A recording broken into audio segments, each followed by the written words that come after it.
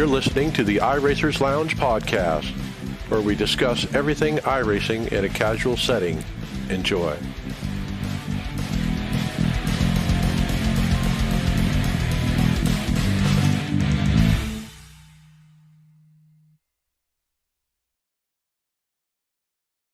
Welcome to the iRacers Lounge. I'm your host, Mike Ellis. iRacers Lounge is a podcast for the iRacer, where we talk all things iRacing in a casual setting. Joining me are the usual characters, Brian McCubbin. Ahoy, everyone. David Hall. Yar mateys. Greg Hectus. How did I get here? Hey. You were conscripted. On today's show, we'll cover the crowning of the new iRacing NASCAR Coke Series champion with the voice of eNASCAR Evan Posocco as we recap that final race of the season at Texas Motor Speedway. I will continue with more talk and picks of the fantasy cockpit build, plus lots more of great topics. Lots of road racing talk, right? And you can follow along with all these great topics and road racing talk with us on your PC or a mobile device in real time. Just listen to the show and see for yourself. And go to iRacersLounge.com, select show notes, and you'll see all the great products and topics we'll be talking about. Hope to see you there. Grid Finder 2.0 is bigger and better than ever, with more ways to narrow your search for your next sim racing league. Featuring over 1,000 leagues from over 25 racing sims across every platform, your place on the grid is just a couple clicks away. Visit www.grid-finder.com to find a league or to upload your own. Grid Finder, the home of online sim racing leagues.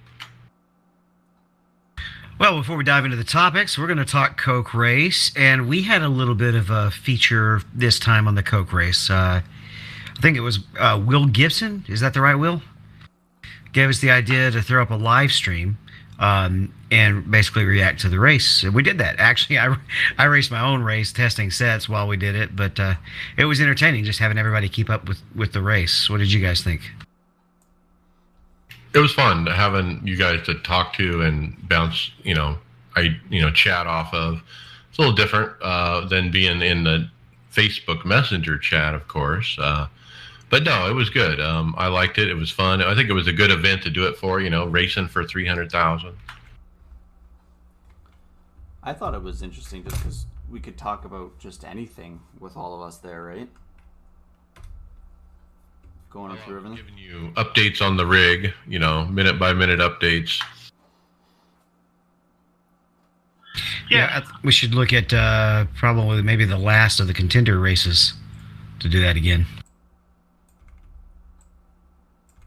Yeah, that's going to be broadcast. That might be fun.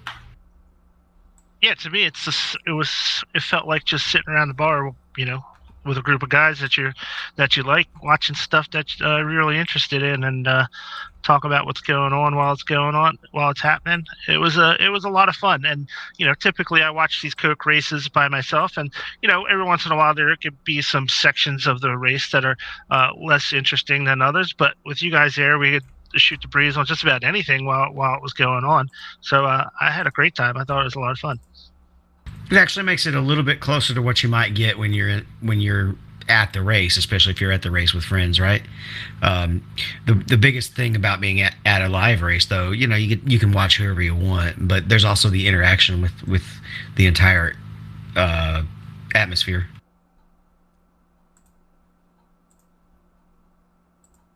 Well, earlier, Mike got a chance to sit down with Evan and go over the Coke race.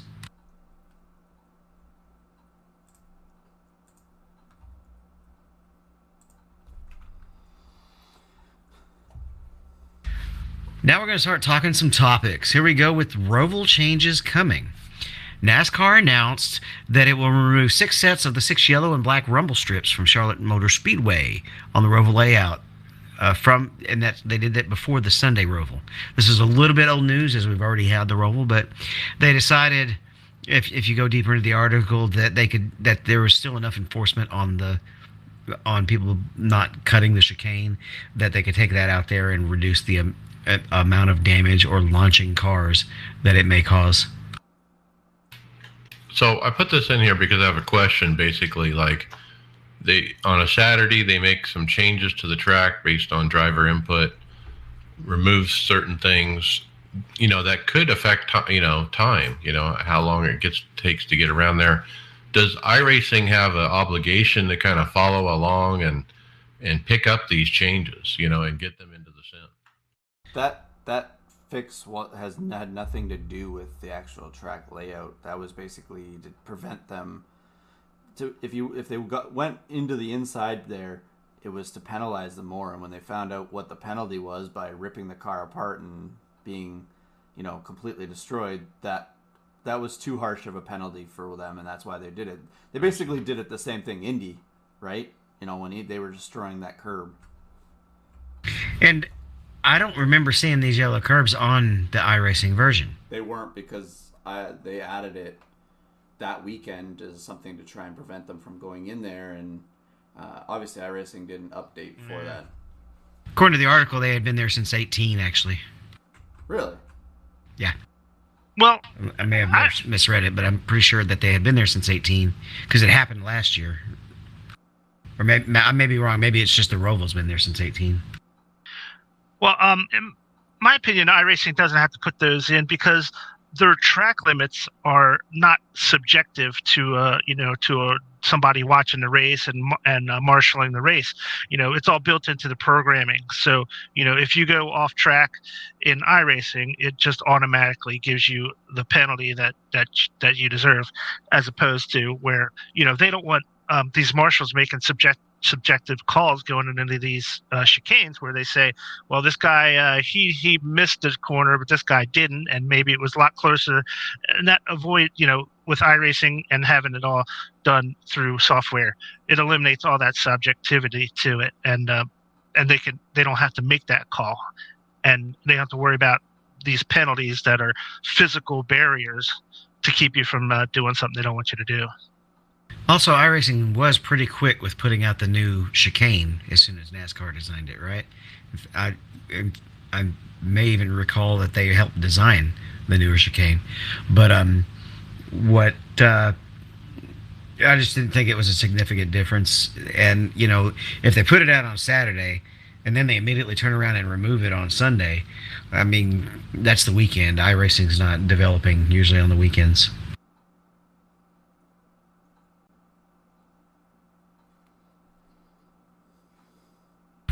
Brian, take us to some IRX. Yeah, so last week at the IRX, they were at Iowa for round 3 of their series. The win goes to John Robertson from the Apex Racing team.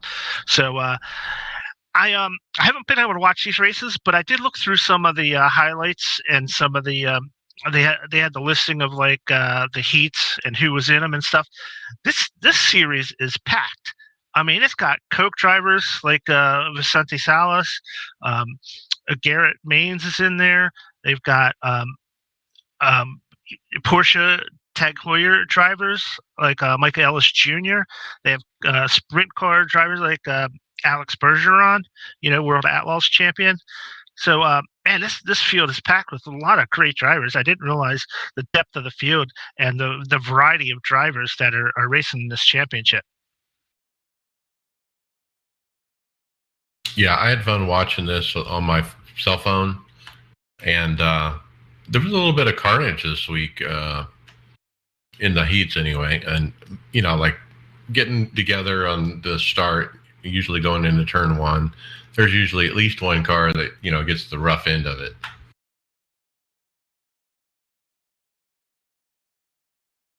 Well, have you burned out on iRacing yet, Mike? No, but one more thing on the rally. I think I remember saying I was watching like the All-Star part of it, and it was Ron Capps out there like destroying everybody in the Napa car, right? And so if you don't know Ron Capps, he's a funny car driver in the straight line guys. But yeah, he was making a name for himself out there for sure. Well, ever since the pandemic started, Ron Capps had been very prominent in iRacing for a lot of different special events and stuff. He appeared to really take to it and has stuck with it for a while now. All right, so let's talk about burnout. And this is an interesting video by Chris Hay about can you get sim racing burnout and 5 different ways to avoid it. And so I watched this video, and I don't think I have burnout because I manage how much I drive. I don't go crazy. I run a few races a week, basically. I'm not out on it hours a day and that kind of thing. So, and people will learn that after you go you become a veteran on iRacing. You just can't do it, to that degree. And, I put a lot of hours into this project recently, and that's kind of cut back on my racing. But now that it's done, I'm excited to get back to it again. See, the one thing that I figured he's missing in this this video that's good for our team is if you're suffering from burnout, I'm sure we could just put a road course somewhere in a week here, and everyone will take a week off, and then there's no burnout. And if Zing. Well, that's kind of the way it's been going this year, at least in our league. Mike, you building your rig, though, is going to get you more energized to want to race a little bit more, too. So you're kind of, you might be taking a step back for a bit, but you're about to ramp yourself back up. Yeah. It's an ebb and flow. And you can feel that we're coming down to the end of the season. It's starting to get cold out. We're in the fall. We're nearing, just a few races left. What are you talking about cold? What part of your area gets cold? Man, it gets below 60, man. We about die out here. Oh my God. I'll tell you right now. Well, how landlocked are you, Greg? How close are you to the ocean where you are? I'm right in the middle. There's no ocean. I'm surrounded by lakes.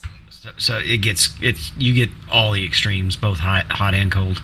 Well, we go from 40 degrees Fahrenheit or Celsius in the summer to sometimes it can be with the windshield negative 40 in the winter. The further away from you get from an ocean, the worse it gets, for sure. I just race when I want to, free time. Y'all will joke about how much I race, but I have plenty of other things that I have going on too. I'm involved with musicals a lot. I do, of course, the job is pretty crazy busy right now. But you're a single guy with no kids either. This is true. So, so your proportionate amount of racing time is proportionate, considering that. So like, Greg and I and Brian, we're all married, kids, so it's a little bit different for us. And so I think you would assume we'd have a little bit less time. What about you, Brian? You don't have a lot of time to put into it, but when you do, it's good time, right? Yeah, that's pretty much how. At this point in my life, with 2 kids that are still fairly young, it's hard for me to put a ton of time in it. So I just make it as quality as I can when I do it. I'm a little bit more selective about what I race in, and just in order to stay interested in what I like. And if I do get some free time, it's usually not always doing the same thing. Like I wouldn't do the same thing I do in NIS. I wouldn't do an open race in Cup cars a lot of times. I'll do Mount Washington for a couple hours if I have like some free time that just popped up. I'll do some road courses that I'm not used to, or some dirt tracks I haven't raced in a while. So I tend, when I do have a little extra time I tend to do stuff a little bit different, and that's kind of what Chris Hay mentions in his video, is that it's kind of funny. He's like, how to avoid sim racing burnout by racing different racing games. He does the Codemasters IndyCar or F1 game. He plays some rally games, but he does other racing games. So to mix it up. So to him it's kind of funny. He takes a break from sim racing by doing arcade style racing. Or you mentioned racing other cars. The road courses, sports car stuff is a diversion from driving the stock cars, right? Also, there's other games that you can play as well. Plenty of TV to catch up on. It's just a matter of, for me, the main balance is I won't let it turn into a job. I hear about how much time the pros and the road to pro guys work on a setup per week. And at that's when I would burn out on it. Since I just practice enough to get the set where I like it and then go racing, it's fun. Well, and I find I'll just if I just feel it wasn't like last night, I wasn't feeling it racing with you guys. I just was burnt out from the day, and I just decided not to even come towards the sim. And it's also my time of year. I like to watch hockey. Hockey's starting up, so I get sports to watch and things like that.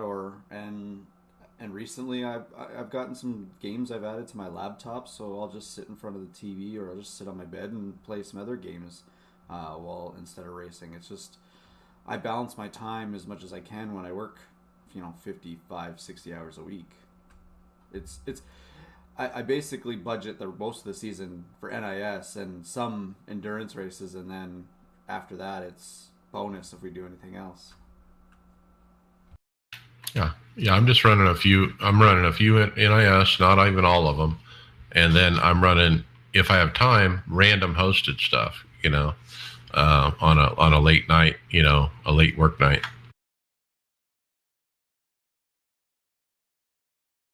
We have another race to highlight, and it looks like for the most part, other than Coke Series, Brian, you're our highlight man. So tell us a little bit about the Force Dynamics Dallara Grand Prix. Yeah, so this is week 3 of the Force Dynamics Dallara Grand Prix. Again, this was actually from last Thursday's results. The week 4 was today and probably wrapping up about the time we start this show. So we're going to go over week 3, and the winner was Peter Berryman. Took the win at Monza. So a high-speed track, a lot of fun in these cars, I imagine. So a good win for Peter Berryman. He takes over the points lead of that series now. So the third place or tied for first at that time was Johan Harth, who was actually one of the top drivers in the IRX World Championship. So Johan trying to do a double of World Championships. That would be quite a feat if he could win the IRX and the Force Dynamics Dallara iRacing Grand Championship. Yeah, I think I'm pulling for him just because of that. So I saw that as well, that he's in both, and that's pretty neat. So hope he continues, and we see him next year in the F1 car. Pretty sure we're going to hopefully have a championship for that. Is it just me, or do these cars just look insane going around Monza, like the speed that they carry? It is crazy. I mean, think about Watkins Glen and not lifting in the carousel, like not lifting. You're just driving in there full throttle and keep the throttle down and just turn the car, and it just turns. They look nice too. Like just even looked like a very fun competitive car just to boot around in for a series like this. I'm curious. Are they trying to enforce any kind of compound rule in there, or do they just not even try? I think it's only one compound, isn't it? I haven't seen any compound differences. Well, they don't have the different types of wheels on the jet car. I thought they did. And there's not a lot of setup you can do on them either, so it's pretty basic stuff.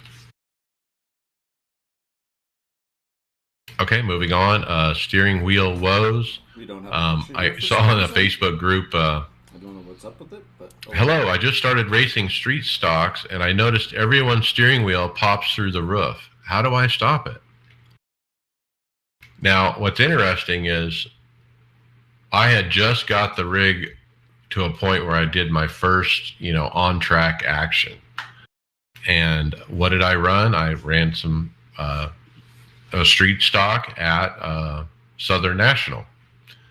And sure enough, when I went in there, the steering wheel is literally popping through the roof. Like 3/4 of the steering wheel is above the roof and 1/4 of it is under the roof. And as we're coming to green, and the guy in front of me is scrubbing his tires left, right, the wheel kind of goes up into the air, and then it goes back down onto the roof, up into the air, back down on the roof. And so it was really jacked up. And this is on every car in the race. So the first little bit of the race, it was really kind of hard to get going because all you were looking at was the weird steering wheel and how it was moving around. But eventually I was able to ignore it and enjoy the race. But it was odd. It was one of the weirdest things I've seen on iRacing. And then I saw this post that basically somebody else has confirmed, yeah, they saw it too. Stupid not to get a picture of it, though.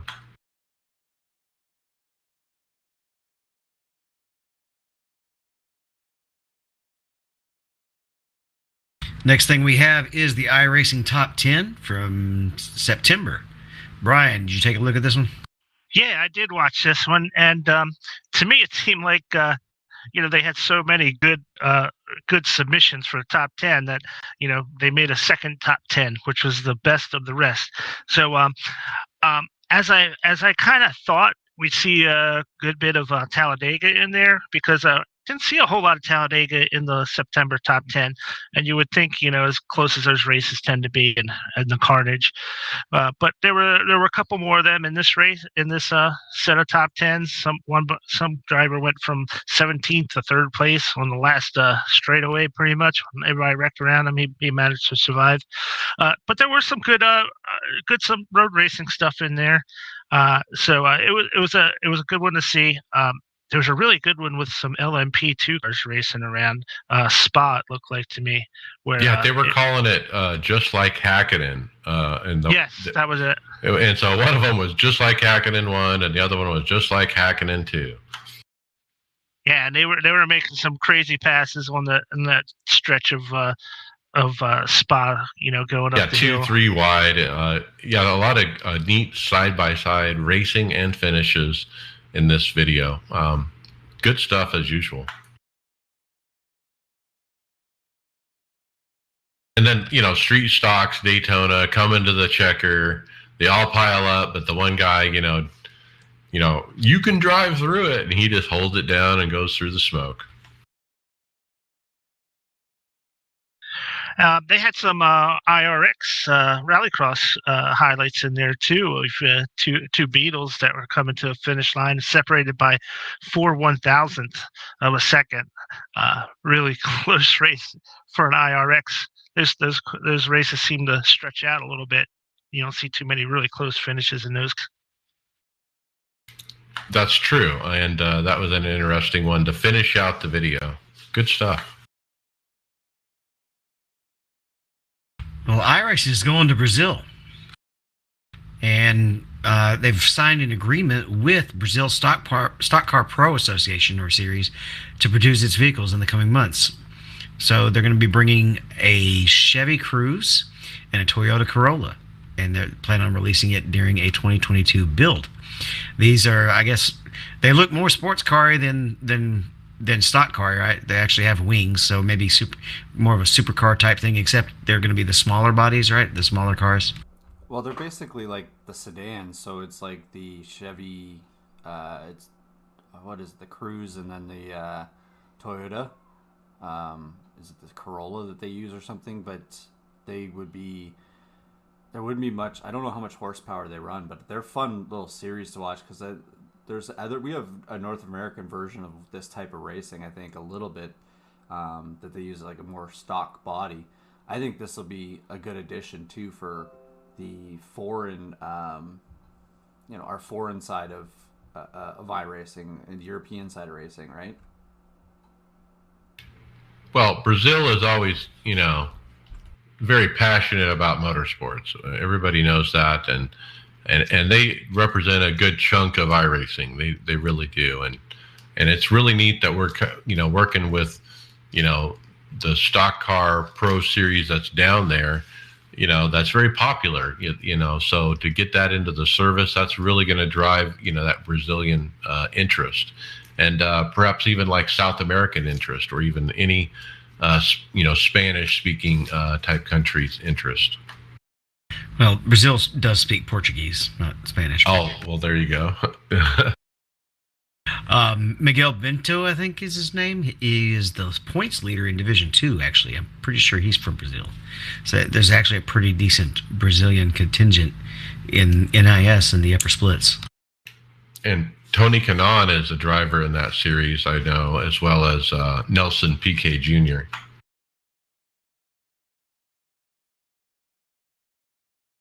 Bobby said in the chat he was interested in racing these cars. It might, I don't know, it might not be too different than some of the Grand Prix races that he's involved with. Not Grand Prix, but, well, is it? I think this would be more like a lower GT. This would be like a little bit higher than like the Mustang and stuff, like the Ford Mustang that we have and the Solstice and things like that. It would be a little bit more power and a little bit under what the GT3s do. Grand Am, or no, Trans Am. That's what I was thinking of. Trans Am. It's going to be something along the lines of Trans Am, which is kind of somewhere around a GT4, GT3, as far as the power goes. I'm just trying to. I'm wondering, how's it going to run on an oval? It doesn't. They don't run oval. You just want to know. I'm going to run it on an oval. I'm thinking. I'm just trying to find the actual. I want to try and find some like tracks that they run at. Some of the best racing we've done in hosted Chris McGuire rooms up there is the Australian Supercar at Michigan, and that's a blast.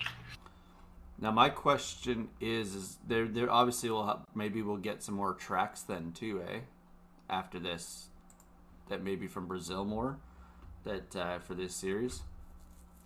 You would hope so. You know, not just the cars, but you know, some of those, you know, feature tracks that they use down there. Well, some of you may have noticed we did have to do an update this week. They put out Season 4 Patch 2 Hot Fix 1. Mike? They did. This caught me by surprise. And let's see. So let's go through this and take a look. There were a couple little things to the UI. I'm not going to go over those. But as far as dirt oval, a big change. All dirt oval racing vehicles will now never be served meatballs. These vehicles will never receive a meatball flag for sustaining excessive damage while at any track. This change does not make these vehicles immune to damage. They all will still sustain damage as usual. However, a driver can now decide if and when to end their race due to damage. Now my question is, do you think this becomes an issue with guys staying out with cars that really shouldn't be out there? Before, people were getting off the track because they were meatballed and it was kind of making the racing a bit better, but now somebody stays out there with a car that definitely shouldn't be out there and causes more of a mess? I don't know. You're going to spin out anyway if the car's toast. And dirt, there's nowhere to hide. Like you can run around with a car that won't even make minimum speed at one of the big mile-and-a-halfers if you're broken. But there's nowhere to hide at dirt if your car is completely trashed. I wonder why the change, though. Why now? What's the reason? I was just going to say that, Mike. Seems like a odd change to make. And, I mean, they're getting ready to run the new World of Outlaws seasons coming up in a month or so, right? I guess they want to get it in before that, but I mean, nobody's going to really do anything if their car's that messed up that it would have gotten a meatball if it was still in play. So I don't know. It's kind of interesting, but I don't see it affected in races too much. Now, let's not let the meatball affect the championship. You know. I just think it's I think it's a way because most of the time those cars maybe they were finding that some of the meatballs were too sensitive too, right? Like a car could still compete more, but it was kind of ruining someone's race too, right? And like any car, you can get a meatball, but it's literally an 8-second stop. You just have to swap a wing, right? So there could have been something along the lines there. We're just guessing. I'd love to hear the answer. All right, rendering. The track surface decal rendering system has been optimized to greatly reduce the number of DX11 calls required to render scenes. This optimization reduces CPU side bottlenecks at every track, some more than others. Depending on your PC hardware and rendering options, it may improve frame rate by as much as 25%. It helps most at road courses such as Hungaroring, Circuit de Barcelona, and many others. So this doesn't look like it's something you have to check on or off, right? It's just something that's automatically done. You should just see it, yeah. Well, I don't think I noticed today, but I'll look for that and see how my frames are. But yeah, that'd be nice to get a bump in frame rate. They did setups on the Lotus 79 next gen street stock, and then they fixed Circuit de Spa. They righted a janky yellow cone, and they fixed the steering wheel problem that was happening with the street stock. That's what that is. Oh, is that what that was? Okay, perfect. Yeah, apparently they did some experiment that didn't work right, and it put the steering wheels through the roof. I love how it's full circle. We have I raced in a race where I saw it. We had a report from a viewer that saw it, and then we get the release that fixed it.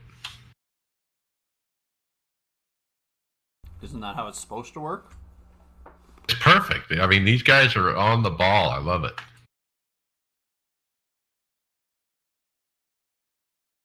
Well, Greg, let's hear next about this Red Bull Ring Masters. If you're looking on the script, yeah. I see it. I found it. We had it so far down here, but I was looking through the format while we were talking about another topic here. I'm actually really interested in this this whole event. So Red Bull's Canadian only. Yeah, so this is Canadian only, so it's basically up my alley.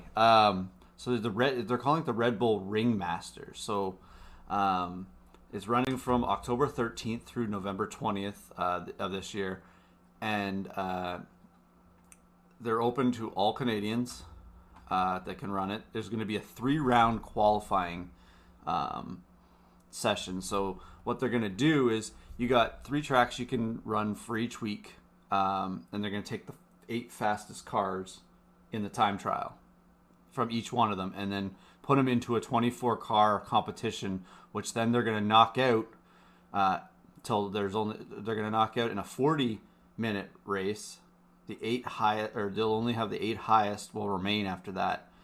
And then what they'll do in the final, they'll meet at the Red Bull Gaming Studio in Toronto, where the event will be live on the iRacing channel on the 20th of November, with a full, which will crown, as they're going to call it, Canada's fastest sim racer.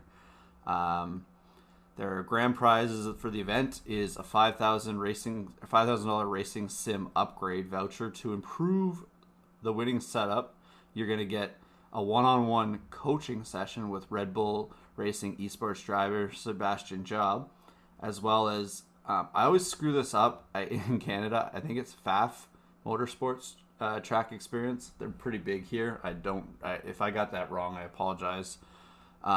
They're going to be using the tracks that they're going to do for the qualifiers are Montreal, which is Cirque de Gilles Villeneuve.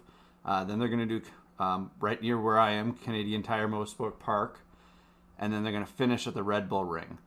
And they're all going to be doing this in the GTE or 3-car class, which is going to be I can't find out. I don't know if did you guys see? I'm guessing if it's a time trial, it's a fixed set then, right? It is. So I'm really excited actually to do this because this will be a good kind of prerequisite to get ready for trying to qualify for the VOCs too. Yeah, just go in the new beta UI and look for time trials, and you'll see it in the list, and just do it. Yeah, it looks like a great opportunity. I mean, you just got to run a few laps and. Well, and now this is it already started yesterday, right? Well, from what I could see here, the first qualifier doesn't actually start till the 18th of October. It says 18th to the 24th at Montreal. Okay. So 18th to the 24th for Montreal of October, 25th to 31st at Canadian Tire Motorsport Park, and then they're going to finish off from the 1st to the 7th of November at Red Bull Ring. man, it'd be awesome to make Final 8 and go to Toronto. I mean, I don't live far from there, so I would be going and have a event like that. It'd be cool. You know, you bring your family and make it a little trip, and hey, look, Daddy's famous. You know. We'll try it. See what we do. All right. Well, something else I want you to try, Greg, is the Cup of Nations. This is a reminder that it's still going on. It is a chance at $25,000 in prizes. The first round 1 time attack. Again, in time attack in the UI is all you have to do. The Dallara F3 at Zandvoort, October 11th through 13th. That one, you already missed round 1. I think that's the way it reads. I'll have to look into this. If I missed it, I missed it. But more calendar stuff. We've got the iRacing presents the Suzuka 10 Hours. The Suzuka 10-hour race. It's the oldest race or automobile race that in Japan goes all the way back to 1066. It's an annual event that is held at Suzuka, and I'm not going to read the rest of the word.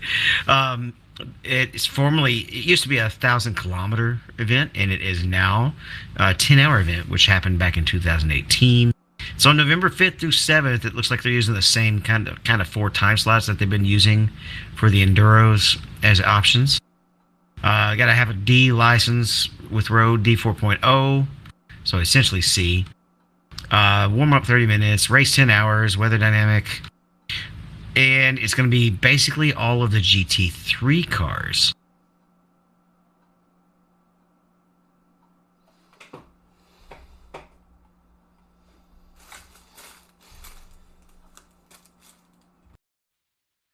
All right, we got one more that's coming up. This is the 60 Plus Racing Adventures series. So this is a league for 60 plus year old race drivers. So if you're 60 years young and you want to get in a group with some fellow compatriots around your same age, check this one out. It's called the 60 Plus Racing Adventures. This is actually their 20th season. The league formed in 2016, and they I guess they run multiple seasons in a league. Multiple seasons in a year. There's a Cup Series, and then there's a Pro 2000 Championship Series as well. Tuesday nights is the Cup Series, and the Pro 2000s are on Wednesdays. How did I never hear about this before? I mean, this is like OBRL kind of, but you got to be real old. But kudos to these guys, 60 plus age group, still getting it done on iRacing. That's awesome. I'm really impressed by these guys still doing this. Yeah, and the information and material and content they put up about their league to inform is top notch. I mean, it's a very good communication that they put out. I see leagues all the time, and I handpick the ones that we talk about on the show. I don't talk about all of them by any means. Definitely handpick this one because it looked pretty cool. And if I was 60, I'd be checking this out. It'd be kind of neat to race someone of your own stature, as you would call it. Yeah, and they specify that they're looking for serious drivers. So when you're that mature, you probably are serious just about everything, I think, right?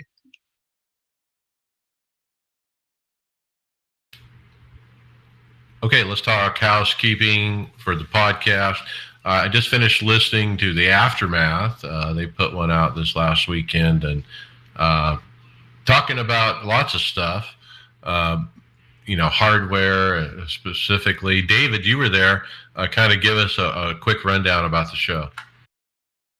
Well, wasn't there for the whole show, but I did give a listen to the show. It was kind of entertaining because Tony kind of trolled the other two guys into getting up at 5 a.m. Basically, he said it as a joke, and they took it seriously, and both woke up at 5 a.m. and recorded about an hour and a half of the show. And Tony finally woke up about the same time I did because we had a contest that morning. But I was out and ready quick enough that I didn't quite have to leave for the show, so I dropped in for about 15 minutes. Chris spent a little time jumping on his anti-Fanatec bandwagon. So even though he has Fanatec V3 pedals now, it's pretty entertaining. Everybody has their experiences and their beliefs and different things. I've even, how many of us have dogged on the Fanatec shifter, right? It's pretty rough. I'm just kind of, at this point, bought in to most of their hardware, even though I love my Sim Coach pedals. Wow. Yeah, it's a good show. Give it a listen. And my stuck wheel. Yeah. And for the 4-month back order on the DD1 originally. And don't forget, the first time I got my DD1, it failed the second day, and they had to replace it. My wheel broke at one point when I first had it. But the only thing you could say in defense maybe is that, they put out a lot of products, so you're gonna have some things go bad. All right. The customer service at SimCoach blew me out of the water as to how much better it was being able to get something taken care of. Okay. And don't forget, we're on Facebook podcast now. You got to be following the iRacers Lounge podcast on Facebook, the page, and then you'll be presented the podcast in audio format while you're surfing Facebook. It's pretty cool. Check it out. We're also on Performance Motorsports Network.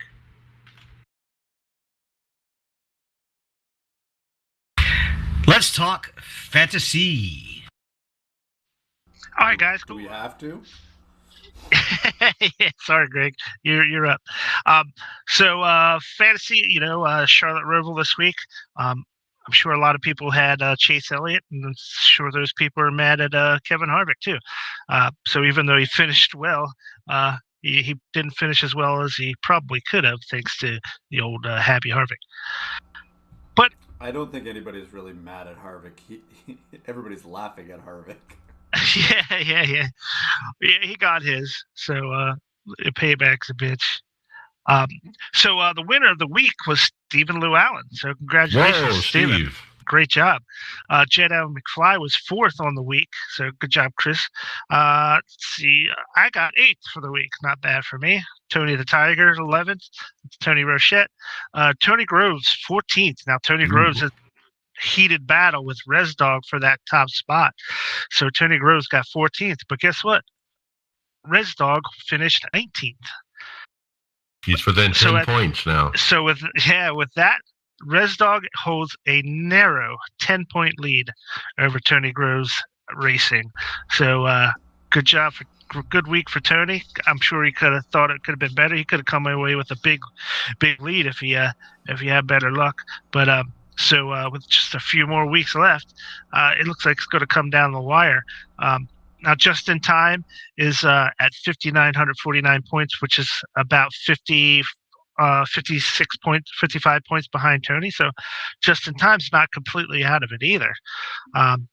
And so other than Tony Groves, it looks like Jedi McFly, Chris Scales is 9th overall standings. He's the second highest Tifosi member.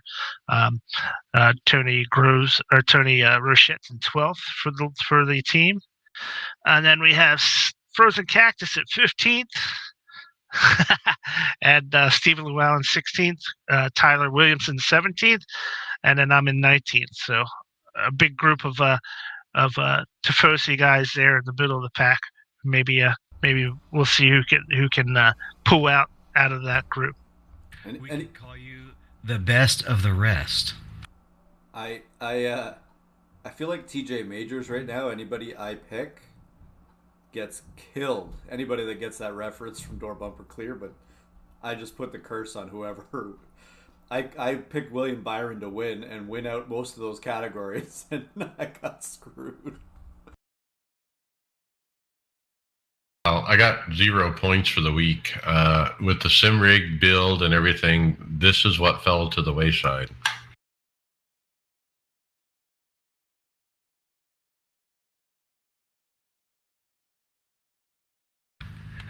Well, I think Mike is ready to give us his Sim Rig build update. Date. Yeah, so let's finish telling you guys about the build. Sit back, I finally got, after last week's show, to the point of pedal system mounting. Really struggled to get the old mounts off the stainless steel rod that ran through the pedals that the pedals hang from.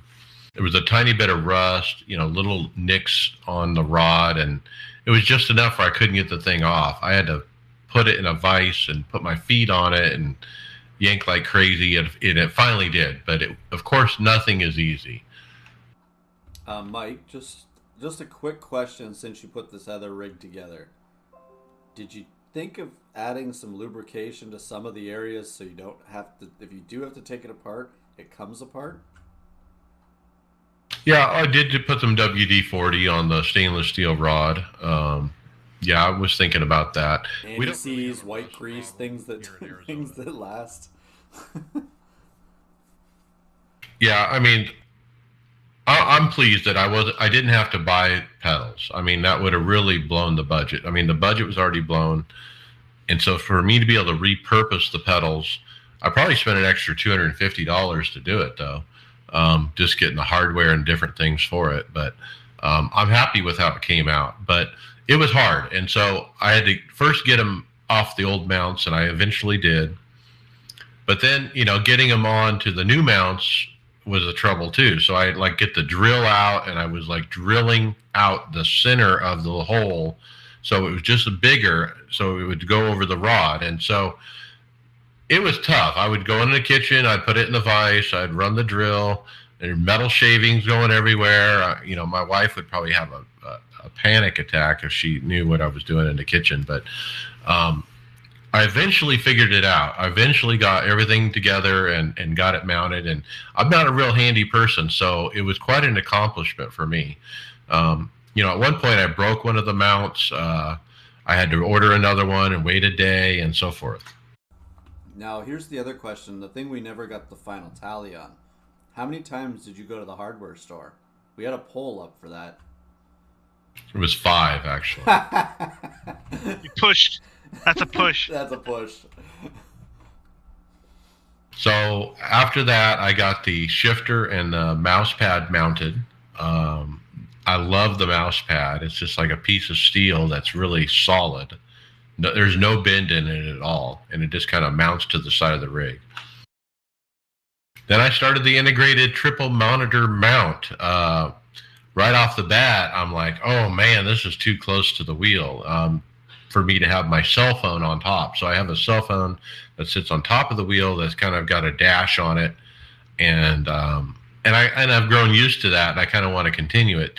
So right off the bat, I knew I was going to try to move the monitors back as far as I could to accommodate that. Then I did the Vario Visa adapters. They came in like a million different pieces, and it was quite daunting trying to figure out how to put them together. After watching some YouTube videos, I eventually figured out how it all works, and these things are brilliant. If you have any kind of monitor that's hanging, you should buy these. Because that's good, man. I like that. So right now, I could walk up to the monitor and just lift it up towards the air and pull it away, and it comes right off. They're quick detachable, and they have these little screws where you can adjust the tilt, left, right, forward, backwards, front, left, everything with just a few different. There's 3 different screws you can turn to adjust. So it's got this fine tuning thing where, oh, it's just off just a hair. So I just turn the screw a hair and boom, it aligns it perfectly. And so I can't say enough about what a good value it was to buy those. I also got the pivot adapters. They're called the Zero Play Triple Pivot adapters. Those are an upgrade as well. And so I didn't think about it initially. I just put together the triple monitor mount, and it has a nice corner bracket that comes with it. Well, these triple zero play pivots actually replaced that. So I ended up having to take it all apart and then putting in the upgraded parts. But it was worth it. And they're basically on a pivot where you can just loosen 2 screws and move the monitor to any angle you want super easy, and then just tighten them back down. And so otherwise, the bracket makes it a lot harder to move the monitors about. Mike, were you able to use your bezels for the corner of the screens? The bezel free? Yeah. I'm going to actually probably install that tonight. The problem is the fourth monitor is touching the center monitor, and there's not enough room for it. So I'm actually going to have to raise the upper monitor to make room for it, and then I'll push it down against it or something once I get it installed. But yeah, I'm going to try it. Let's see what else. Then I did the quad monitor mount, or the one on the top, and that came out really good. It's really nice that it's closer to my vision than it was before when it was down on the bottom below the right monitor. Now it's up above the center, and it's just easier for me to read with my eyes. And during the race today, I was able just to glance up at a second and see who's pitting under green. And it's just so valuable for stuff like that. Okay, so let's keep moving. I installed the emergency button for the wheel. I actually put it underneath the mouse tray. I use zip ties to mount it. It's still solid, and I feel okay about using zip ties. I did a headphone hook under the keyboard, and then the power supply for the Fanatec on the outside bottom lower left. I bought special brackets for that, so it's actually mounted to the rig. That's really nice. I like that a lot. It's it just takes that giant block that sometimes you have hard time figuring out where you're going to put it. It just nestles it right on the side of the base. Well, it's such an ugly. I intended to put it under the seat, but the cabling wasn't really long enough to reach the wheel correctly without, stretching it and that kind of thing. Well, that's always the problem with those too, right? Is that they just don't have the long enough stuff to hide it properly, and this kind of just makes it look like it's part of the rig, right? Exactly. It just blends in, and you don't even notice it really. So, that headphone mount, was that something that you bought specifically for that? The headphone hook is from Sim Labs. It's called the Sim Hook, is what they call it. I did something similar to that. I actually, but I just went to like the Home Depot or whatever and got like those little black hooks that just attach to the wall normally, and just attached it with the T-slot, and it works fine. It's just like that, but I imagine it's a little less expensive than SimLab stuff. It's like $8 or something. Oh, that's not bad. That's not bad. Now, I wanted to get a second one for the other side for the wheel when I have the wheel off, but they're sold out. So I actually have a little hook thing for like a coat hook that I just hung there, and so that's working well for the wheel. The next thing is the tray for the computer. Now, I can't believe how perfectly this worked out. When I had the uprights for the brake system, I had 2 of them, twice as long, and I just hooked the computer tray to that. It's perfectly flat. It's perfectly solid. The weight of the computer doesn't budge it at all. The computer barely fits on it, like edge to edge, corner to corner. It's like the perfect size for that computer. I don't get the impression that the computer is going to fall off, even if I'm rolling the thing around. If I'm even violently rolling it around, that computer's not going anywhere. Initially, during planning, I was thinking I'm going to have to bungee cord this thing onto it, or something like that. But can I make a better? I don't even need to. Can I make a better looking suggestion for it? I think if you really want to secure it, just to make sure, buy a long piece of Velcro that you can just go all the way around, and it just Velcros around the whole thing, and it would, like a black one would look nice around it if you get 2 of them. Big Velcro straps. Yeah, but if you put your hands on it, you can tell it's not going anywhere. It's like it's sitting on a kitchen table, and yeah, it's not going nowhere. I'm happy with how it is, actually. But that tray, I had to get that from Advanced Sim Racing. I couldn't find that anywhere else. And it's like this giant piece of metal. Now, I did have one thing that if I had to start over, I would do a little bit differently. I would raise that up about 6 inches and make like a 6-inch drawer, or not a drawer, but a space under there, a hidden space for the wiring. All the wiring ended up behind the center monitor, and it was not a bad space for it. And I got it zip tied down where it's not too, visually impacting. But I saw somebody who had a rig where they put a place underneath the computer for a 6-inch place to put power strips and all the extra cable and crap. And that's probably one of the longest things to do, is try and get all that wiring put away. It's the most consuming thing to run it through the rig, right? Yep. So next was the speakers. I have Altec Lansing computer speakers, and no way to mount them at all. They were just kind of desk speakers. So I zip tied them to the monitor uprights, and it's working like a charm. I think it sounds better than before because the speakers are closer to me. And I'm really getting this left-right thing that I wasn't getting before. I also zip tied the Philips Hue LED light strip, which happens to be the perfect length to run along the triples, along the mount of the triples. We need to get you some surround sound. Well, there's a giant woofer in the room, and I'm running a cable to it, a living room woofer that cost about $500, in addition to these 2 speakers. And so those in combination actually just scream. When I race during the day and my wife's not here, I crank it. I mean, it's really loud. But when she's here, I have to put it pretty low. Then the cleanup. So I didn't really factor this in, but man, there's so much to do in the office with the old rig. I got to dig the old rig out of this. I got to clean up the cabling. As you guys speculated, what might be under my pedal tray after 7 years of not moving it.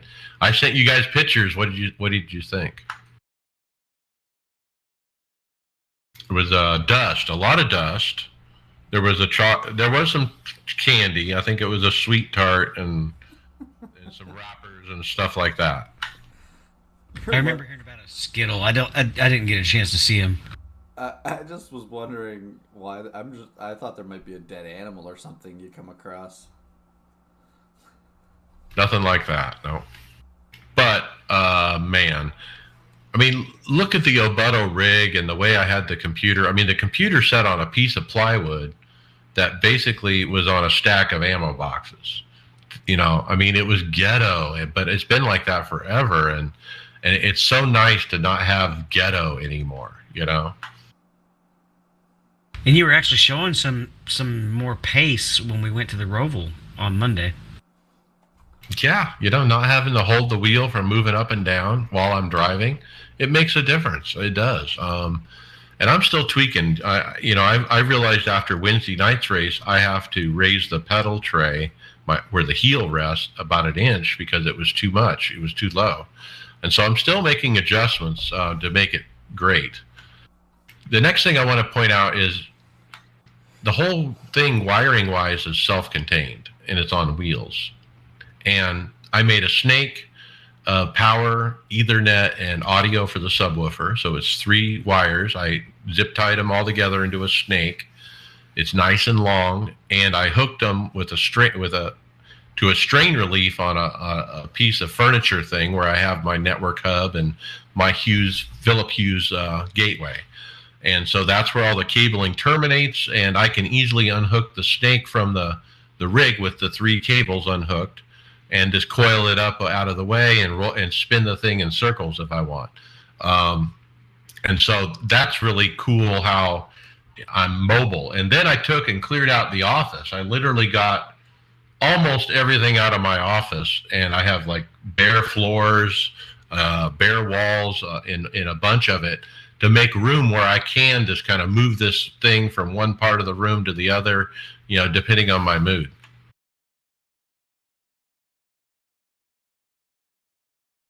The next thing is cable cleanup. Like you said, Greg, that was big.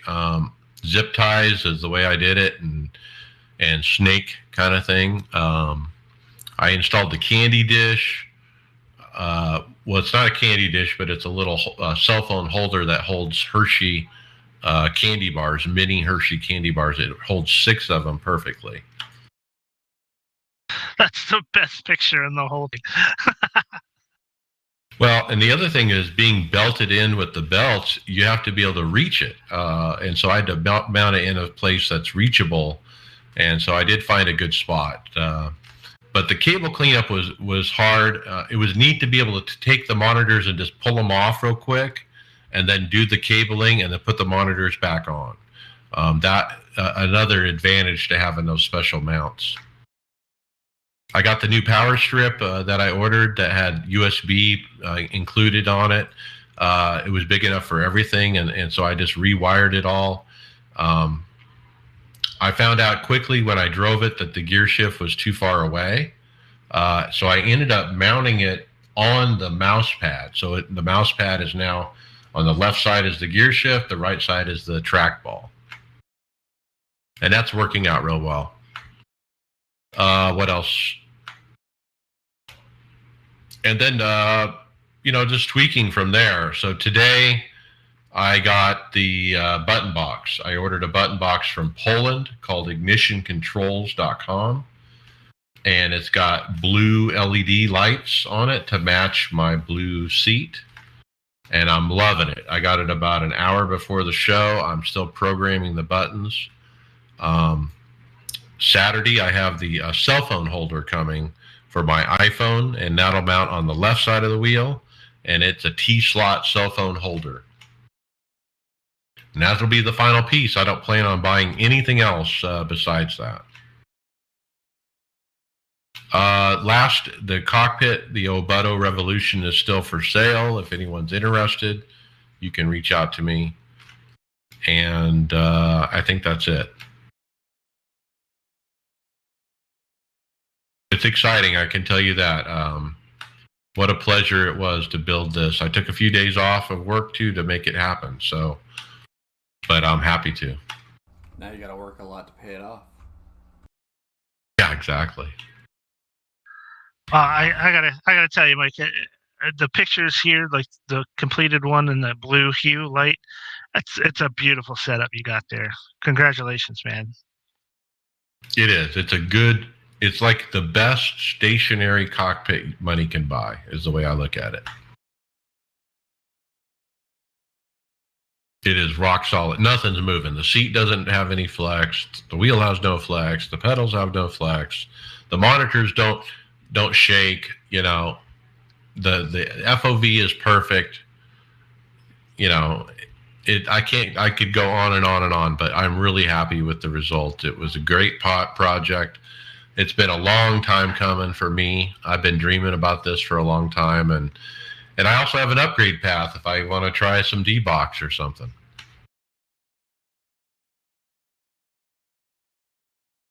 Well, Brian, you think you can go in as much detail about this next rig we're looking at here, the Seskinville Engineering Sim Rig?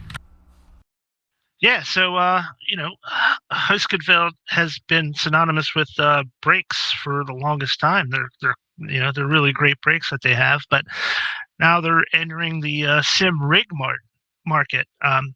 They have a engineering GT sim rig GT. It's a 80/20 style rig. It's very stout on the bottom. It's got the four width bottom plate to it. Has an integrated triple monitor mount you can get that goes right onto the uprights. It's kind of like erector style fittings between the uprights for the steering wheel and the 80/20 pieces for the monitor mounts.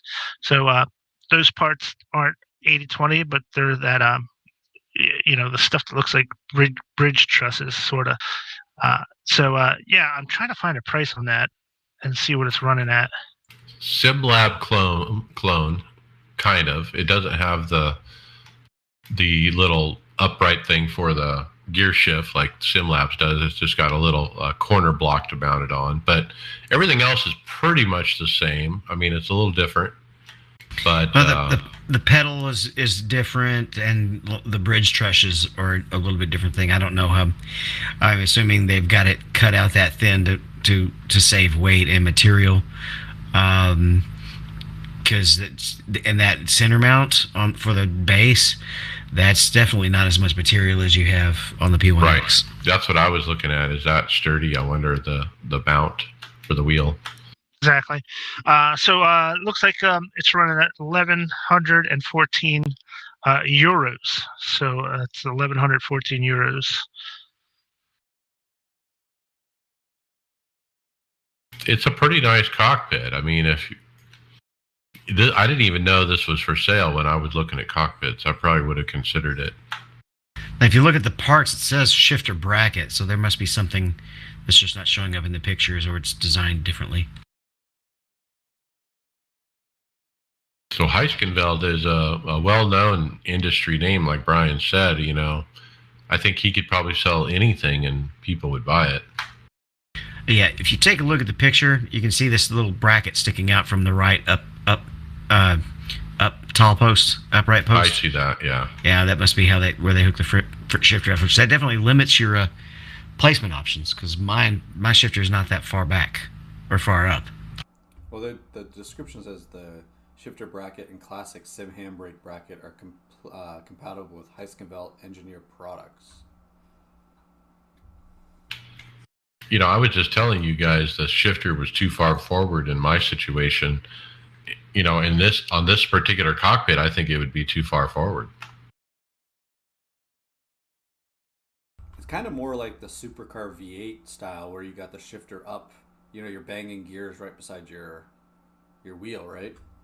Not down by your like a console there. Yeah, next to the wheel. It's kind of, you're up higher banging gears.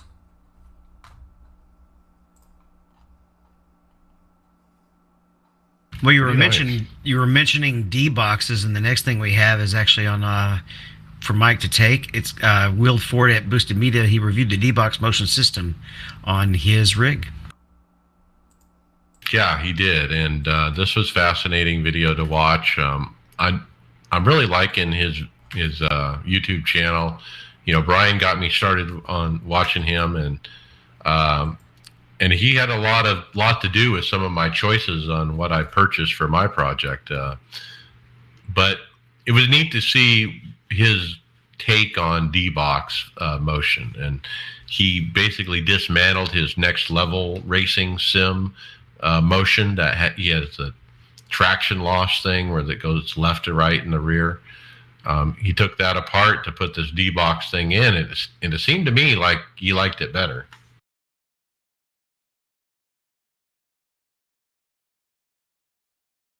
I don't know, Brian, did you get a chance to see this one? No, I didn't have it. I started watching a little bit of it, but I didn't catch the end of it. But you know, he's got one of the coolest rigs out there. I know he's monitor.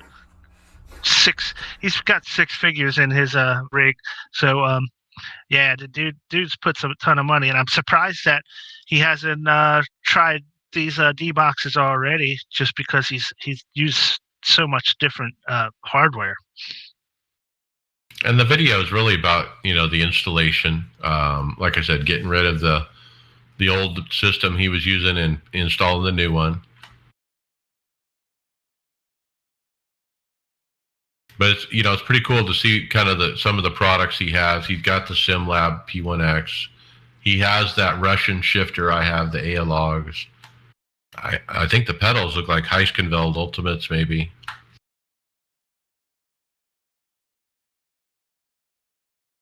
Well, for our Indy guys and Formula Racing guys, the open wheel guys, this next rig is going to be pretty neat for you. It's presented by Cons Pit, and they're introducing their new horizontal Formula posture rig, and it's definitely in the Formula One position. It's a tubular frame and with a metal seat. So I don't know how that would be for comfort or not, but I guess that's what they sit in real life. And it definitely lays back. I did take a look on the website. There is an optional headrest. As a short person, I'm concerned about the non-adjustability of where the rig is, or your wheelbase is sitting compared to your height wise. Like I don't have a big upper body to be up high to where I'd be looking. Like in VR this might be okay, but if you have monitors in front, I don't know if I'd be able to see a monitor through my rim. Okay, so that Japanese yen, or what is the dollar thing here? Where are these guys from? Yeah, I guess they are Japanese. So the rig itself, I just did it said 5,000 yen, and I did a conversion. It said $43. So I don't know if that's right or not. No, that can't be. It is adjustable forward and back. It's on a pneumatic rail type system, but I don't know about up and down. But it would be really nice in VR. The seat just looks horribly uncomfortable, though. You know. Yeah, and if you look at where there's no headrest there, you have to get the headrest separately, and that's where your head would actually be. Your head is not actually going to be that low in that seat. I'm trying to figure out where these guys are from. They got conspit.com, and they sell pedals. They got this crazy wraparound screen projection thing. They got a Formula style cockpit that's got all the body work on it. It makes it look like a Formula One car. They got all kinds of cool stuff.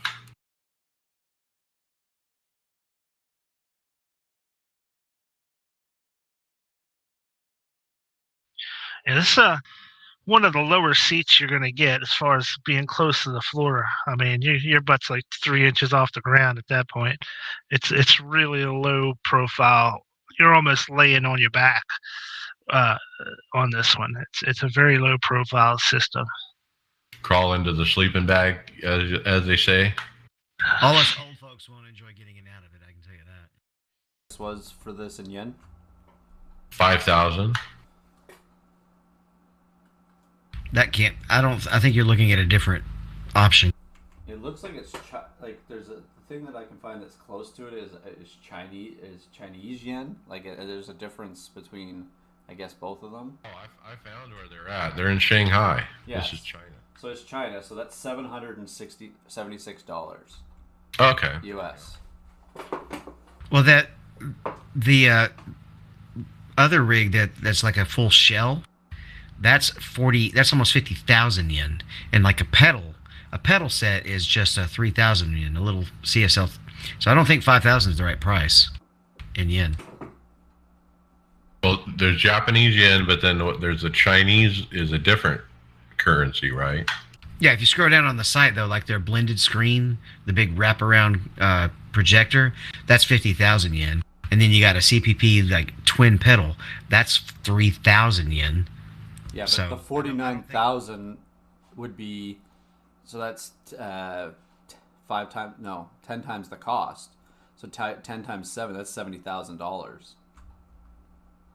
Yeah, but is the full rig only going to be less than twice as much as a set of CSL pedals? Well, it depends on what they, their pedals could be just really expensive, right?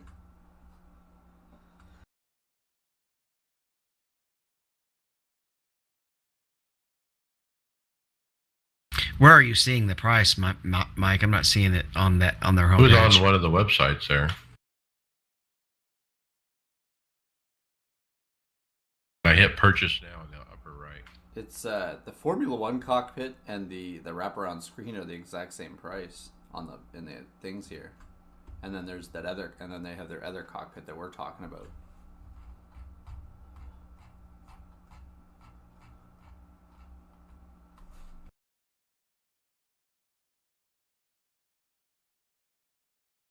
How about we blow right past this topic and on to the next one? Well, I was going to ask you actually, have you ever wanted to experience your hair blowing in the wind while you're racing your car? I thought we went over this in our podcast. None of us are ever going to have to worry about hair blowing in the wind on this podcast. Now, I didn't get a chance to fully watch this video because it's like a 20-minute video here, but Carl Gosling reviewed the Sim Racing Studios Hurricane Wind Simulator. So this is something that I think we were talking, Mike, this is something you should add to your rig at some point as maybe a wind system if you want to keep cool, because you said you had a little bit more heat in your cockpit now that the way it's run, right? I do. I was hot the other day, and after running a race, and super hot. So yeah, I was thinking about getting something like this. Isn't this what you have, Brian? I have a different brand. I don't have the Sim Racing Studio version of it. Yeah, I have the Simnetics system. But it's the same thing, right? Yeah, the only difference is mine comes with those tubes that are like accordion style tubes, so like the fans can sit away from your rig if you want, you know, where these fans have to be mounted pointed right at you basically to get the effect. So I have the fans pointed that are set down alongside where my feet are, kind of, and it blows through that tube right through the cockpit. Where these, I don't think they do that. I think the fans you have to set up in front of you. They come with a tube. They have an optional to add a tube on. I don't see what the length of the tube is. I was trying to find that quickly here. I didn't see, but it does look like it has a decent thing. You can a decent length to it, so you can mount it, like say behind your monitors or something like that, and bend them around your monitors or wherever you'd like to put them. I guess it's $279 for it. How is that based on the one you have, Brian? What was the cost of those ones? Mine were a little bit more because I had the dash that was built with it. So it was all combined together. So it wasn't just the wind by itself. So it's kind of hard to, it's not apples to apples, it's apples to oranges kind of thing. But I do use the Sim Racing Studio software for my for the motion system, so I know it's a good software. And a matter of fact, I think iRacing was giving away a set of this. You know, those promotional banners on the side of your screen when you start up. There was a promotion to try to win a set of these too. So if you're on the website here, it looks like it comes with, it's two wind tunnel type. You know, they're just two fans. We didn't catch any of that, Greg. Something, is my mic working now? Yes. I must have hit something wrong there. Sorry about that. So it looks like there's two. Last thing we heard was, so if you look on the website. So their website has there's a whole bunch of options when you're in here. So you can look, you get the two fans, the base thing. You can select obviously the type of power supply you want. You can either get the GoPro 360 sticky mounts. You can actually select if you want the tips, which they call that the sonotubes or whatever, the tubes that gets it closer. You can have aluminum profile mount and an aluminum profile mount adapter.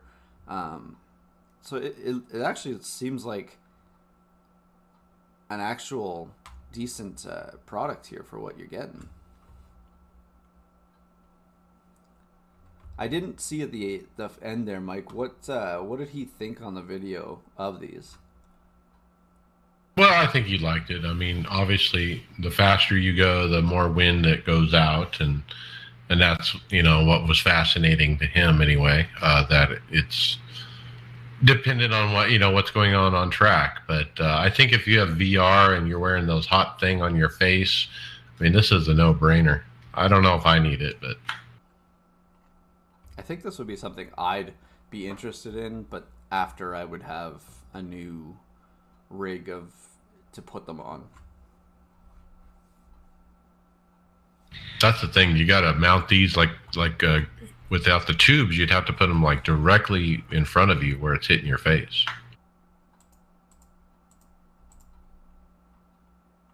Well, Mike, I seem to recall you said you might actually get a road rim now. How about telling us a little bit about the Ferrari road rim we have showing right here?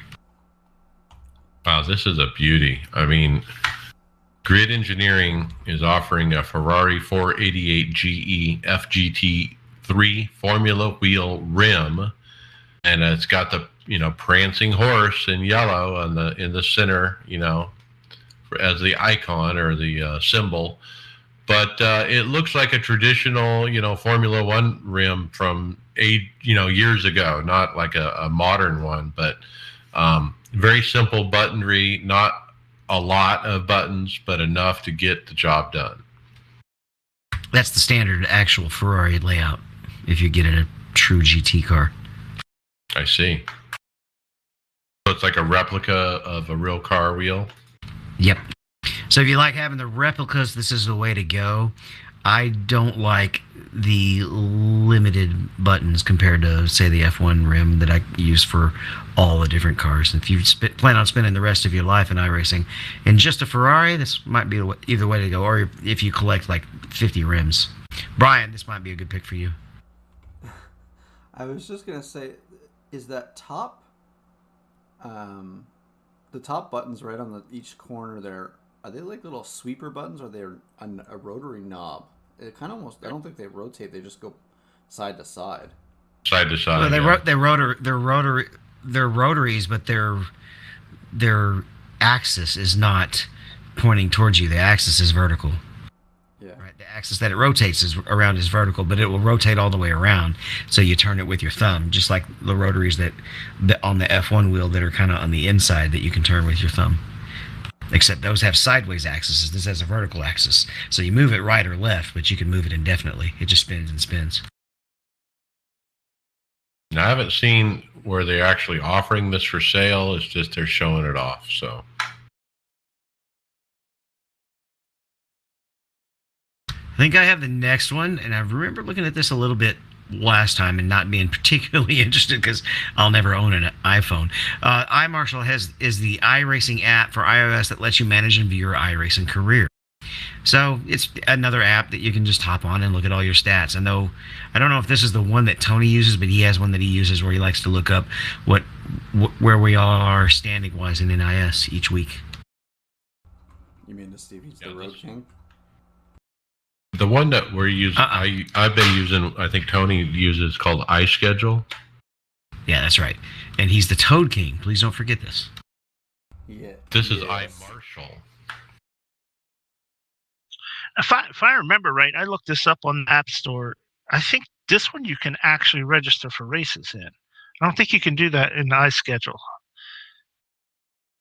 No, I downloaded this. I doubt that. Yeah. I tried to log into it. It didn't work, and I gave up. No, I probably need to try again. I didn't go and confirm I had the right password and all that, but yeah. Yeah, iRacing won't let any won't let any remote registering work. That's why I use remote desktop if I know I'm going to arrive at the door right after registering. What it actually says on the description in the App Store is it's easy to use with iRacing Companion App that will allow you to manage and view your iRacing experience. From being able to view your recent races to scheduling your next, it can be all done here in iMarshal. That doesn't mean you can register for it. It just schedules your races. Yeah, so you can literally set a calendar event that says, hey, get up and go race. And that's everything that iSchedule does, and that's what I've been using, and I've been really happy with it. So if anyone's using this, let us know what you think of it. Brian, the next video we've got is a comparison between the CSL and the DD1. Yeah, this video was from a YouTuber, Random Call Sign, and he posted a YouTube video comparing the Fanatec CSL DD versus the DD1. Okay, so now, I mean, he's obviously not going to compare them, which one's better of the two. One's $1,200 and one's $400, and less than $500. But what he's comparing is how well, whether this one might be the right one for you, which one's going to be the right one for you based on your preferences and what you're looking for. So, in his conclusion, he did say that, there are quite a few things that the CSL DD offers that that make it a, a, a viable option compared to, the beefier DD1. Now, obviously, the Newton meter strength is the biggest of the drawbacks. The fidelity is a little bit less, but for the price difference that's involved, he's basically saying that you're getting a lot of bang for your buck for that CSL DD. For me, it's fanless. The DD1 has fans in it, and to have it, the CSL DD be fanless, I think that's a huge thing, one less thing making noise. The one thing I hate about the DD1 the most is the freaking power supply, which is so massive. It has fans in it that run 24 hours a day, whether I'm using the wheel or not. There's a fan in that thing running, and it's loud. I can be here in the office with nothing turned on, and you can hear that fan and that freaking power supply.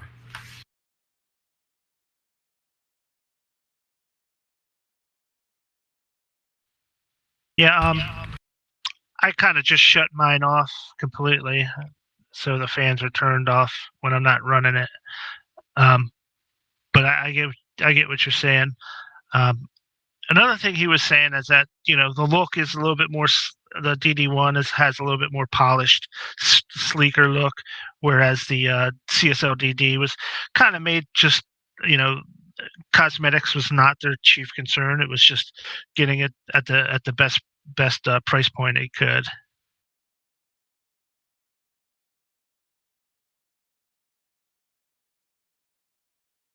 Okay, let's talk NASCAR iRacing Series. Friday Open. I was about to say, it appears that nobody ran on Friday because we don't have any results on the script. So let's move on to, oh wait.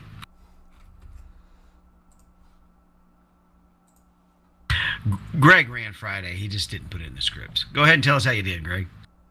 It was nothing big, just dominated a race and won the Roval, Nothing big. I think Mike said in the chat, go get it done, considering I was the only one racing. So out of our team, you were the only one on a Friday night doing NIS. We had a ball game where I would have run, but it's still marching season. I know Tony said that he had his top 5, so he was done on Wednesday. I didn't have anything to race. My stuff was in pieces.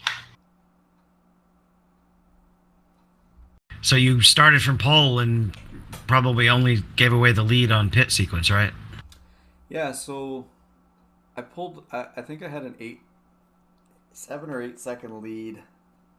Kind of shrank a little bit just before the end. It looks like the guy that I was racing had a little bit better long run set, or I just used the tires up trying to get through some traffic. But by the time we went to pit stops, I relinquished the lead first. I knew I wanted to be on pit road first just to make sure, and did that. Came out. The guy got 2 laps because he pitted the lap after, so he gets counted with the second lap there as well.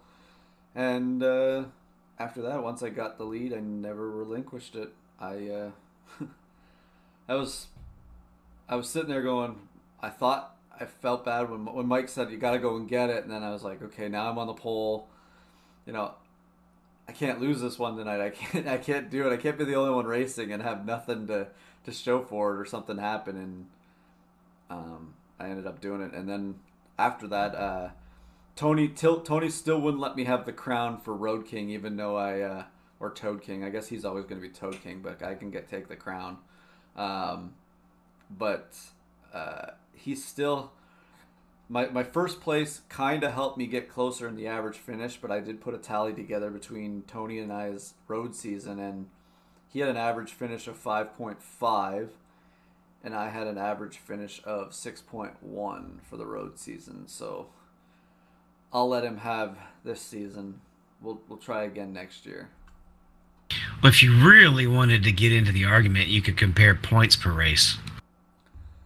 Yeah, well, I would have blown away on that one. I mean, I have a bunch of those races early in the season. I think were top split races too. So, but hey, I'm not going to take anything away from Tony, because Tony had a hell of a season for a guy that doesn't like, well, I think he likes roads. I just don't think he wants to be racing on them very much, but he did one hell of a job in the season. He takes care of his stuff. That's the biggie. So what other NIS wins do you have in 2021? I don't. That would be win number 1 of 2021 for me. There you go. I'm glad you got that monkey off your back and got it behind you. I came close. I did run. Oh, go ahead. Sorry, I was just gonna say I came close a couple times this year. I just, I'd never. I want to say I get lucky in a certain split too, and have a fast car. I mean, you have to put it all together, and it just worked this week. So last week, I'll just take it. Congratulations. Nice win. So I did get to run Sunday. I came in P13. I made a couple of small mistakes, or actually it was really a couple of other guys that are around me that just spun around me and kind of dinged the car up. But I think I kind of still ended up finishing behind the guys that I was slower than and in front of the guys that I was faster than. So P13, road racing and stock cars, I still struggle. And then Kyle Pendergraph, P5, started P14, worked my way up to the top 5 in the first 3 laps, and then just held strong.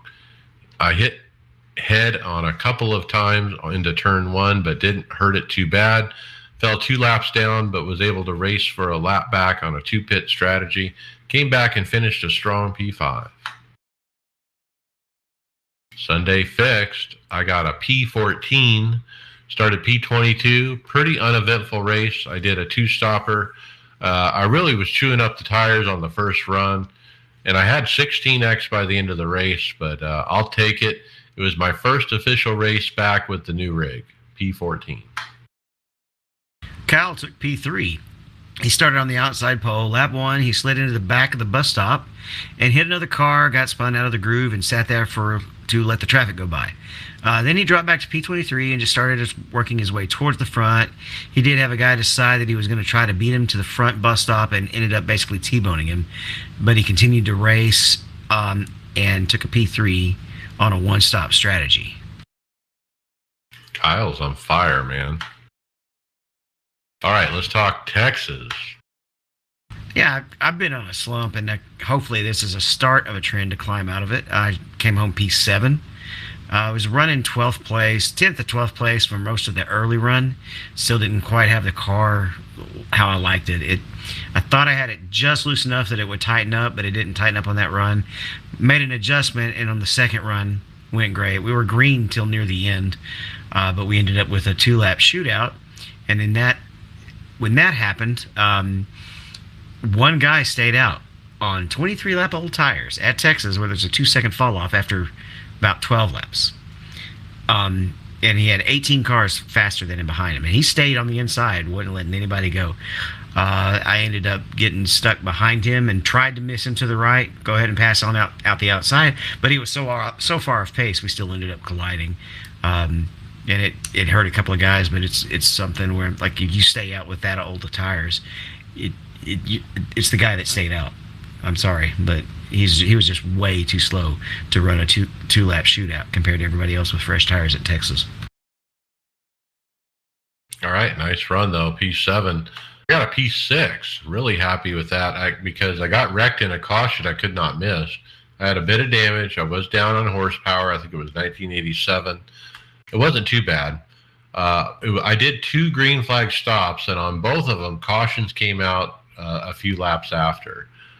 It really set me back both times. I lost tons of spots in track position when that happened. I had to take a wave around both times, but somehow, some way, kept it in a nice P6 at the end of that. Tony Rochette, he got a P4. He was good on the long run. He led 11 laps, just not enough laps to get to that sweet spot of turn 1 and 2. His 21st top 5 in all of NIS puts him 3rd on the list of 5 more, and I'll have 2nd in that spot. But Tony was he was when he was leading, he was like, "Oh, I might have a chance to win this." It didn't work out. All right, Thursday Open today. I got a P12.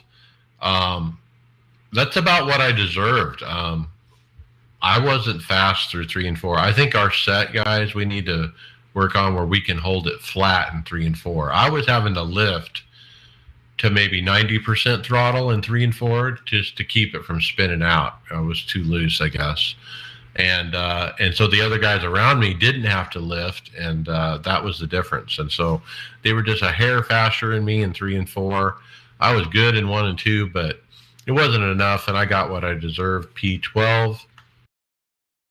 Tony, he got P10. He had issues with his spotlights right off the bat not working. So he messed with that the first few stops. Like when we had a yellow, he would get he would take off his headset and unplug the USB and do whatever. But at some point I said, hey, you got to let that go and start to go. And he ended up coming up through there, but he got himself a little too tight for the final 30 laps, P10. Let's talk other league racing. How about the Fast Tracks Sim Racing League? This is a kind of a more fun Charlotte race because we talked him into using the majors tool that would throw cautions after a certain number of incidents. And so it made it actually run more like a NASCAR road race instead of just, get on the field and the fastest, just go. Road racing is fun, but it does never having a chance to stack the field up. You just have to run the perfect race, and one mistake, and that usually takes out your chance of contending. Speaking of which, I wasn't really contending. I was going to come in 7th and spun it on the last lap trying to hold a guy off and came home P10.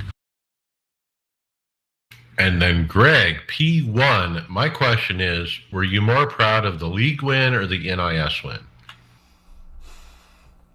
The league win was more hard fought for the fact that Tyler Marble in that probably was obviously was my biggest competition in there, and he's the one I'm fighting for the championship with. I just chased him for a while, most of the first part of the race, and I don't know what did we have our first caution at lap 18, 19, somewhere around there, and it kind of put us close to the window of doing it on a one stop. So we got a restart, and Tyler spun and kind of just took himself out of contention for a while, and he made him had to drive back to the field. But I was battling with Wes in our league for a while on that last run, but I also was running. I knew where I wanted to keep my lap times at to save enough fuel, and I was short shifting and lifting a lot way before the corner, so I wasn't running I was about 2 seconds slower per lap just to save fuel, and I eventually got within the window, and then 5 to go, we had a caution. It was 8 to go because I was in the same boat. I went ahead and just started saving because I was only a lap short when we went green, and had saved enough that all the other guys kind of realized, wait, we need to slow down, and they started coming back to me.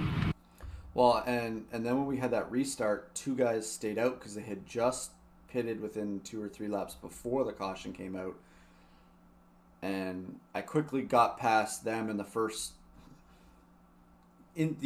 before we got onto the oval part. I got past them, and I think Tyler got past them by the time we got out of the to the start-finish line. So by the time the last 4, I think we had 5 laps to go when we took the restart, and I stayed ahead of Tyler for all but the last lap. I screwed up. Sorry, coming to the white flag, I screwed up in the last corner. I locked up one of the tires, and I lifted just off the brake to try and do it, so it kind of opened up my corner, and Tyler came screaming through. He was on my inside. I showed you guys the video of what happened as we went from the start-finish line into the infield, and he went for a block, and I remembered what happened at Watkins Glen the last time I threw a block. So it was pretty fair. I moved him out of the way and took the win. Just it was a good battle. I appreciate Tyler and them, this league, because they, they didn't have to help or do the cautions or anything like that. They could have, if they didn't do the cautions, I don't know how this race would have turned out. Me and Tyler were really far gone on that first run, so who knows what would have come from it. The cautions made it interesting for sure. Nice win. My race, I Harvicked it into turn one. I was watching Tony behind me coming. But I really did. I did exactly what Harvick did. I was like looking over my shoulder, and I just drove it right into turn one and plowed into the wall. I was actually starting to sweat. I was hot, and I immediately started thinking, oh crap, where am I going to mount a fan to blow on me? And then boom, I was in the wall. I wasn't doing too bad that race, but 3 or 4 times I actually got ran over from behind from certain individuals. I actually got a drive-through, but never had to come down because they somehow cleared it inadvertently. And then we have that caution, and we're coming around, in the infield under caution, and they wreck under caution, and I plowed right into it. I mean, some guy who was a lap car couldn't even control his car under caution, let alone under green. And he's in the grass, and the guy behind, coming up to where he's in the grass suddenly stops, and then I don't know what's going on, and I just ran into both of them. And at that point, I was pissed, I was sweating, I was done. I got out of the race. I'm out.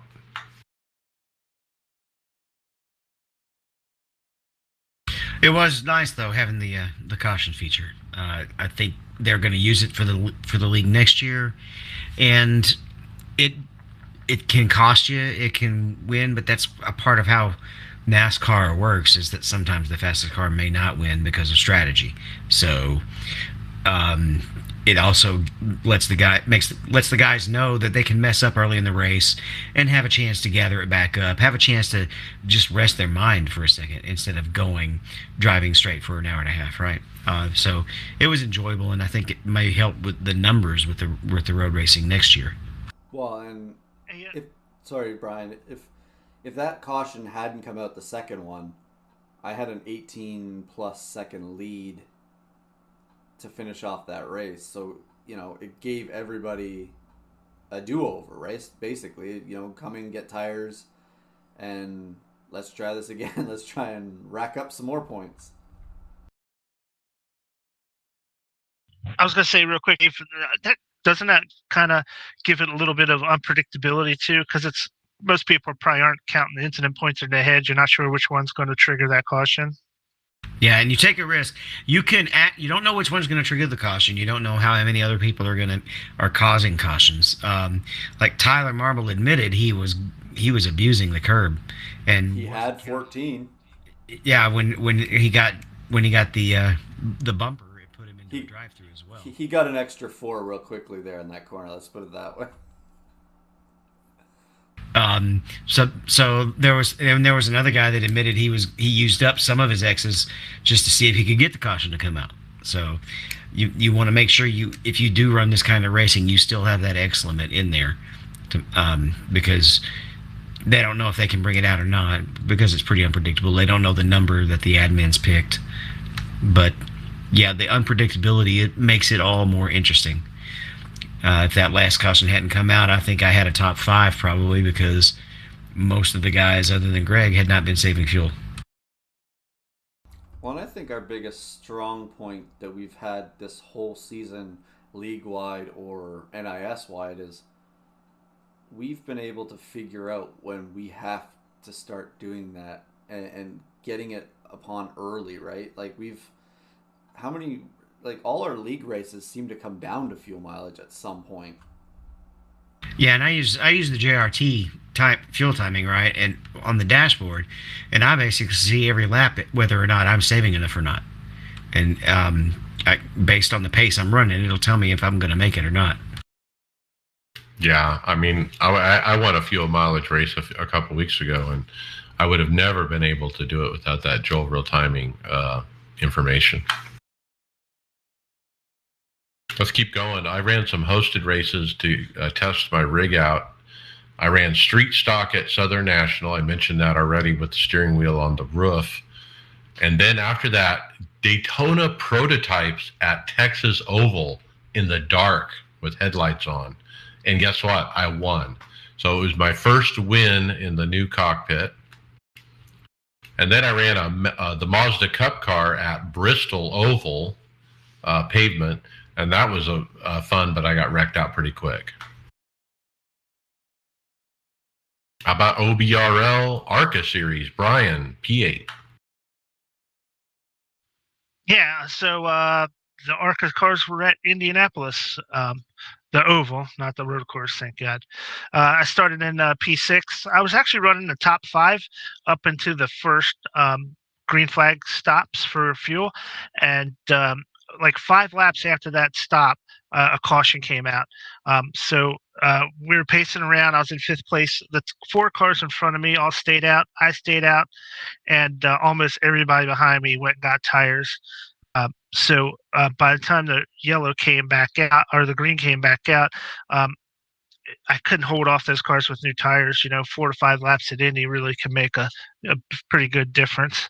So I got shuffled back a little bit. There's another green flag pit stop, and managed to work my way up to 8th place. Had a really good battle last 3 or 4 laps for that 6th spot, but I couldn't get through those 2 cars in front of me, so I finished P8. Nice run. All right, in the OBRL Aftermath Truck Series, it's Dwayne MacArthur in the 97. He wins at Texas Motor Speedway. Steve Thompson 2nd, Josh Robinson 3rd. I do have to say that I think it was Monday night, Sunday night, real late at night. I was about to go to bed. I'm looking at the member site, and there's Steve Thompson and some of his cohorts practicing for this truck race. And so I jumped into the practice and chatted with those guys, and it was nice to say hi. They asked me some questions about the rig. They were going to run a little practice race, and I was going to join them. And they have this thing where they turn off driver aids, and apparently I have some kind of starting aid on my car, and I couldn't start my car, basically. So we went to grid, and I couldn't figure out how to start my car. I didn't have my button box yet, and I don't think I had a button mapped, and so I couldn't race with them. But it was fun to talk to those guys. Okay, let's jump into final thoughts. Brian McCubbin. You know what? I'm going to expand a little bit on the end of my race at Indy. It was like 3-4 laps to go. I was catching the car in front of me, and then we both caught the car in front of him, and we ran like 3 or 4 laps where we were kind of dicing back and forth. It was with Sean Sadler and Brian Glass. Those 2 guys, we were dicing it up. Really, really great racing. And the reason I bring it up is just to, stress that you don't always have to be racing for a win to have a really great iRacing experience. We were racing for 6th place basically, but it was really tight, clean racing. And those kind of moments don't have to be for the win all the time. iRacing is not always for the guy who wins the race. There's a lot of great moments within a race that aren't at the front of the field. So just keep that in mind. There's a lot of different ways that you can enjoy this sim. And I really appreciate those guys raced really clean and really strong. It was a very enjoyable experience. That's why watching races live can be so much more interesting, because there's times when your leader is just running away from it, but there are races within it that matter, whether it comes down to a point, right, or stage point, or a driver getting ready to take things back out on another driver, real life lessons. So that's definitely interesting. My final thoughts. boo, boo, boo on the 550 horsepower decision for the next gen car. Dumbest decision. All right. NASCAR gets my idiot of the week, or what an idiot, whatever, for making that choice. I'm sorry. No, I mean, who likes that package at the mile and a half? I mean, what did you think they were going to do? All of a sudden say, "Oh, well, let's put 750 in it." No, that was the better racing. Back in 18, that was better racing at the mile and a half. We all know that they're dictated by the manufacturers. All right, Greg Hectus, final thoughts. What a week. What a road racing week. I guess I'm always look forward to the road racing week. Now we're on to mile and a half, short track, whatever you call Phoenix. I'm not sure what we should call Phoenix. But anyways, that's what we got left in the season. But yeah, I'm pretty happy with how this week went. I forgot to even put on that before that race on Monday night. I did a whole bunch of adjustments to my V3 pedals to change some brake settings too to help with it. And I know we were going to cover our section or thing in the hardware section about the brake, setting up your Fanatec pedals, but I just was able to get some stuff done and with finding some speed out of it. And I think in the chat I said I gained about half a second on the track, and it's probably not all from changing the brake pedals. The more laps you run, the better you should be getting. So I'm hoping I can translate it into using it for that road championship for Red Bull there, and see if I can become one of the fast Canadians. But I think we have a Canadian that is pretty fast that's shown that I'm sure he'll probably try it at this series too, that won a championship this week. All right. My final thoughts, man, what a neat project. It's almost done. I got the phone holder coming Saturday, and that's it. And I'm going to take some nice pictures probably on Saturday night, and that'll be the end of the project. I posted this on our script, the pictures and the text of the build. It's also in the forums. If you guys are interested and want more details, I have tons of details. I tell you every little thing about how I did everything on this build, including just before the show, I got the brand new button box. I ended up using the 100 by 100 Visa mount that came with the triple monitor mount to mount it. I have those kind of details listed, so check it out. I'm pretty proud of the build that I wrote up for people to see. And I think it's improved my driving. Like somebody mentioned before, I'm faster, at least on oval. And now I actually have some momentum to try to do some road racing. I told everyone I'm going to try fixed Ferrari again. And I think I'm going to start doing some of that and just try to focus on one particular car and see if I can just dial it in. But yeah, that's next, is more racing. And just really push this new cockpit to the test and see what I can do with it. So with that, we'll see you on the track later.